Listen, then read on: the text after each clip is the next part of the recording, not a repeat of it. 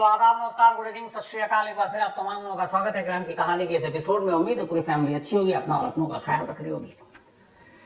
भरोसा और भरोसे का खून, इसकी वजह से सचमुच की कई खून हुए। रिश्तों की पहली, रिश्तों का सच, अच्छा रिश्ता, कड़वा रिश्ता, बुरे रिश्ते, इसके चक्कर में भी बहुत सारे क्राइम हुए।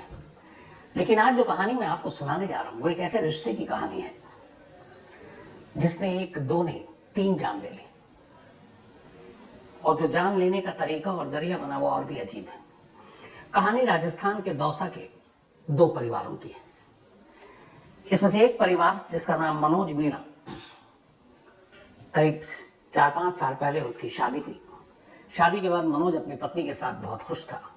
वो वहीं राजस्थान में पहले नौकरी किया करता था, फिर बाद में उसकी गुजरात के अंकेश्वर इलाके में एक बड़ी कंपनी में उसकी नौकरी लग गई। मनोज मीणा बहुत खुश इस नई नौकरी से। घर की माली हालत, बाकी चीजें भी अब बदलने और सुधरने वाली थी। पूरा परिवार, खानदान खुश। लेकिन अब अपने परिवार, अपनी पत्नी को छोड़कर अब मनोज को गुजरात अंकेश्वर जाना था। खैर, वो वहां पहुंचा, उसने ज्वाइनिंग की। उसके बाद उसका काम सही चलने लगा। कुछ वक्त बीता। ऐसे बहुत सारे परिवार करते हैं कि फिर अपने किसी जानने वाले को वहां कोई मौका देखते हैं, कोई ऑफर आता है तो उसको भी बुला लेते हैं। नेक काम होता है, किसी और का भी घर बसाओ, किसी और को नौकरी दिलाओ। तो जब कुछ वक्त बीत गए तो मनोज को वहां अंदाजा हुआ कि एक जगह पे वो अपने भांजे की नौकरी लगा सकता है। मनोज के भांजे का नाम लोकेश मीणा, उम्र 27 साल। मामा और भांजे की उम्र में बहुत ज्यादा फर्क नहीं था, 5 साल का फर्क था। तो एक तरह की दोस्ती भी थी और मामा भांजे का रिश्ते वैसे ही बड़े अच्छे होते हैं। तब मनोज ने लोकेश को भी अंकेश्वर बुला लिया, गुजरात। और अब दोनों मामा भांजा रहने लगे, दोनों वहीं नौकरी कर रहे हैं, सब कुछ ठीक है। थोड़ा वक्त बीता। अब मनोज को लगा कि थोड़ा खाने पीने की दिक्कत है, किराए का घर लिया था, दोनों रहते थे। तो मनोज ने अपनी वाइफ को भी अंकेश्वर बुला लिया। क्या जो कुछ वक्त तुम हमारे साथ रहो। अब मनोज की बीवी वहां पहुंच गई।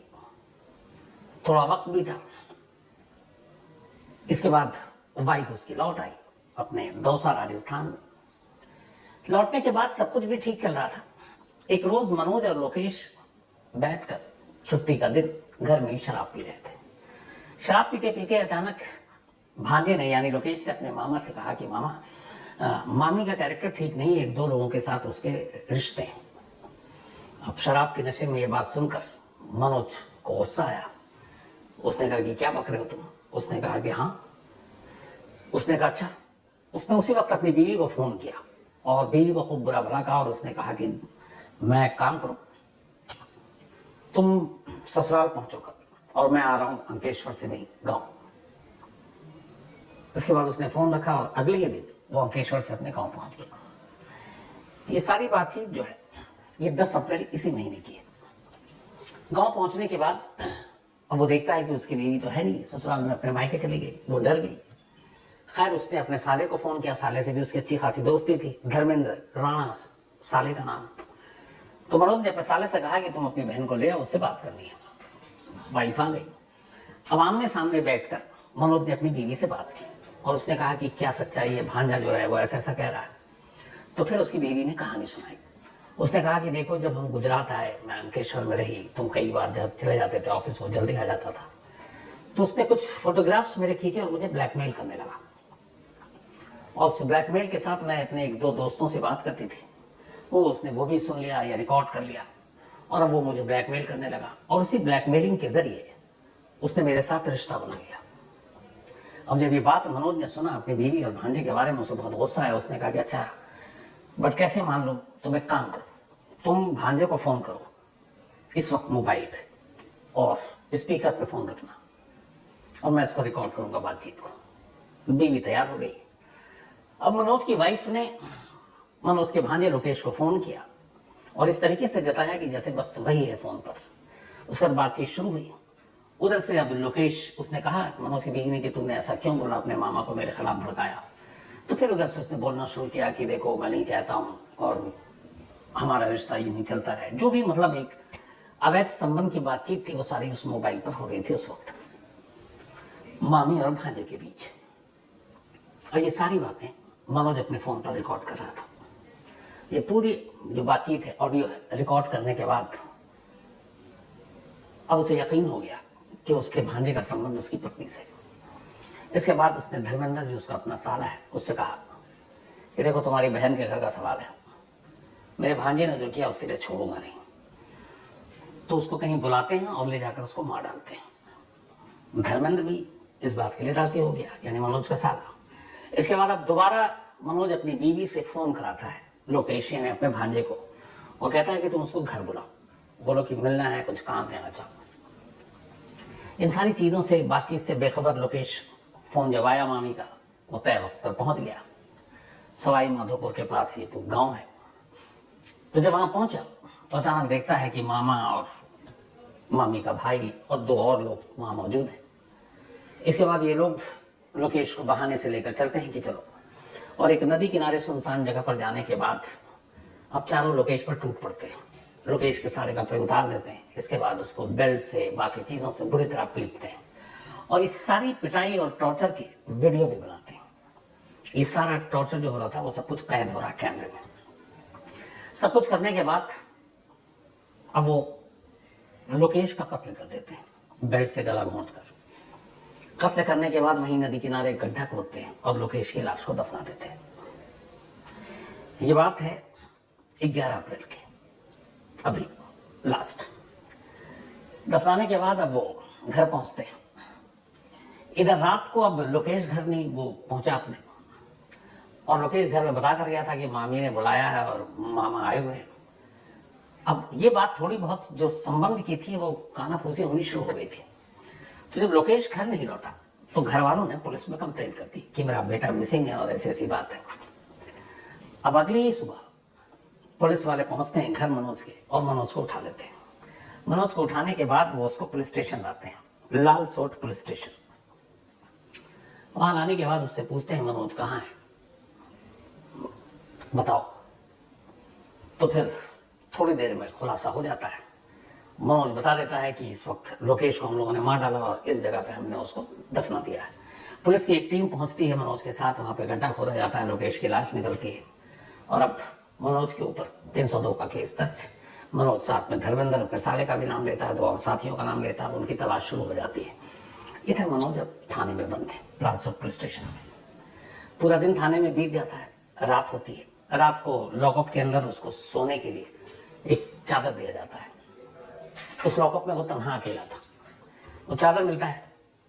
उसके बाद अचानक रात को ही वो उस चादर के 2 टुकड़े करता है, उस चादर से एक फंदा बनाता है और लॉकअप की जो जाली थी, जो सलाखें थी, क्योंकि लॉकअप के अंदर फैन नहीं था। आमतौर पर अब थाने में जो लोग इस तरह के कदम उठाते हैं तो वो उसी लॉकअप की जो ग्रिल होती है उसमें एक फंदा कसता है और दूसरा सिरा अपने गर्दन में, और उसके बाद एक तरह से आधा बैठा आधा लेटा सुसाइड कर देता है। तो थाने के लॉकअप के अंदर मनोज उसकी सच्चाई सामने आने के कुछ घंटे बाद ही अपनी जान दे देता है। अब जैसी पुलिस की टीम वहां पहुंचती है रात को, जो लॉकअप में देखा तो लटका हुआ है, पुलिस वाले के हाथ पैर फूल गए, क्योंकि लॉकअप में डेथ का मतलब होता है कि फिर पूरा थाना ही सस्पेंड हो जाए। तो पुलिस को लगा कि वो केस सुलझा रहे हैं, उल्टा उनके ऊपर आ गया। और लापरवाही तो इसलिए भी होती है कि ऐसे केसेस में कहा जाता है कि कैदियों पर नजर रखो, जो भी बंदी है उन पर नजर रखो, लेकिन यहाँ ध्यान दिया नहीं, एक नॉर्मल चीज मानकर। तो धर्मेंद्र की मौत हो गई। सुबह ये खबर जैसे ही लोगों तक पहुंची, लोगों में भी बड़ा अजीब गुस्सा भी, लेकिन पुलिस की लापरवाही का भी। और पुलिस ने कहा कि बाकी को तो ढूंढते हैं। तब मेन इसमें बचा धर्मेंद्र के बाद, क्योंकि भांजे की मौत हो गई, मामा ने खुदकुशी कर ली। अब बचा धर्मेंद्र का, मतलब मनोज का साला धर्मेंद्र।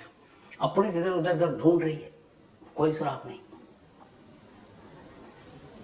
जिस रात सुसाइड किया था इसने, मनोज ने, उसके नेक्स्ट शाम को धर्मेंद्र अचानक जयपुर पहुंच जाता है, क्योंकि उसे मालूम है पुलिस उससे तलाश कर रही है। जयपुर जाने के बाद वो जयपुर रेलवे स्टेशन पे पहुंचता है और वहां जाकर बैठ जाता है।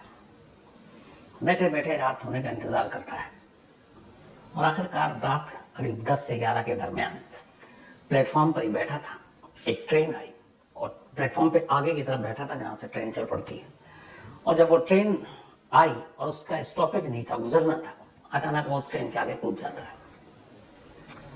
उसके पॉकेट से बाकी चीजें, जब उसका आईडी और बाकी चीजें मिलती है तो पुलिस इधर लाल सोट में कांटेक्ट करती है तो पता चलता है कि ये वो अक्यूज्ड है, आरोपी है, जो लोकेश नाम के एक नौजवान के कत्ल में शामिल था। और ये वो आरोपी है जिसके जीजा ने एक रात पहले पुलिस स्टेशन के लॉकअप में सुसाइड किया था।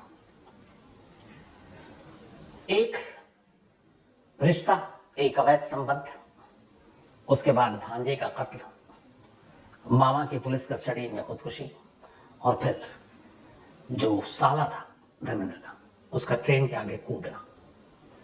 यानी एक भरोसे के खून ने 3 खून कर दिया, 3 जिंदगी ले ली।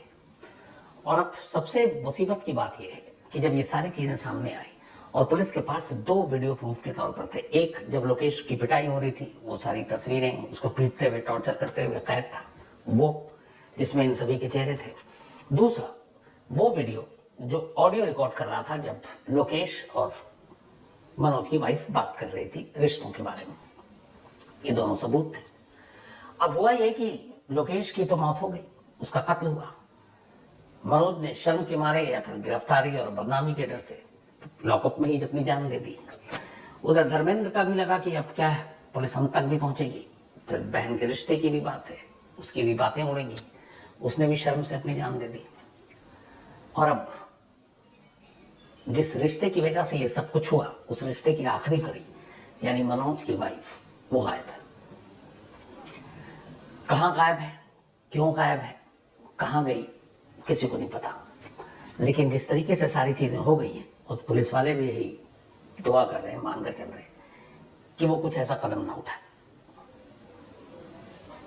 तो ये थी कहानी। एक छोटी सी गलती कैसे 2 परिवार की सारी खुशियां को उजाड़ कर ले गया, कैसे 3 जवान मौत हो गई उसकी वजह से। क्या कहें इसके बारे में। तो ये थी आज की कहानी। अब आपसे मुलाकात होगी कल रात 9 बजे किसी नई कहानी के साथ। तब तक अपना और अपनों का ख्याल रखिएगा। Thank you very much. तो दोस्तों, आपको कहानी कैसी लगी कमेंट सेक्शन में ज़रूर बताएं। अगर आपको इस कहानी से शिकायत है तो हमारी मेल आईडी पर मेल करें, हम इस कहानी को चैनल से डिलीट कर देंगे। और अगर आपको कहानी अच्छी लगी हो तो लाइक एंड सब्सक्राइब करना ना भूलें। इससे आपका तो कुछ नहीं जाएगा पर हमारा मोटिवेशन ज़रूर बढ़ेगा। धन्यवाद।